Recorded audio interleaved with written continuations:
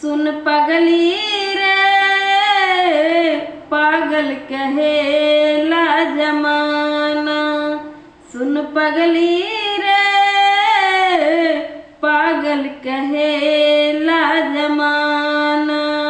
लागता कि मार जाइब नाता जहर खाइब लोगवा के सुनी सुनी ताना।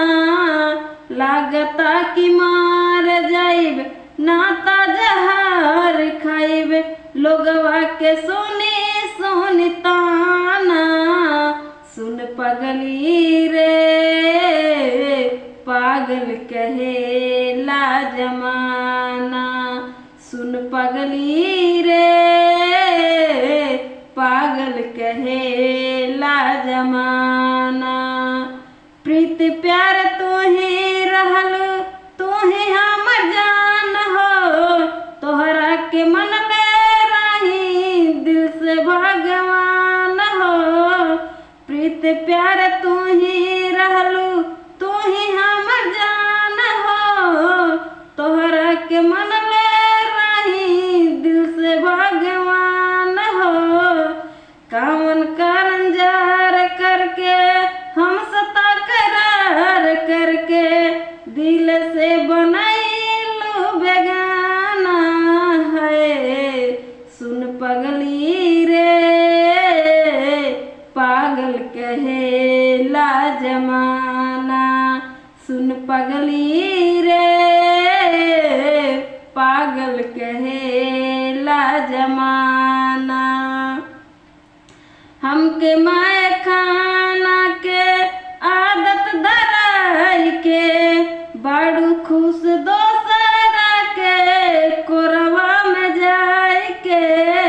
हमके माय खाना के आदत धराई के बड़ू खुश दोसरा के कोरवा में जाए के। रोज रोज शराब पीही घुट घुट के कैसे जी जिए लेना छोड़लू बहाना है। सुन पगली रे पागल कहेला जमाना। सुन पगली रे पागल कहेला जमाना। पागल हो जाए जान तोहर दीवाना झा। कैसे समरिया सरगा दर्द के बोझा। पागल हो जाए जान तोहर दीवाना झा। कैसे समरिया सरगा दर्द के बोझा।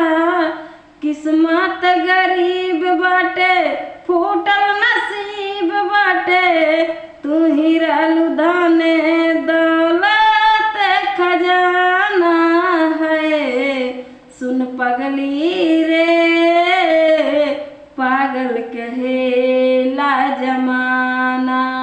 सुन पगली रे पागल कहेला जमाना। लागता कि मार जाइब नाता जहर खाइब सुनी सुनी लोगवा के ताना। लागता कि मार जाइब नाता जहर खाइब लोगवा के सुनी सुनी ताना। सुन पगली रे पागल कहेला जमाना। सुन पगली रे पागल कहेला जमाना।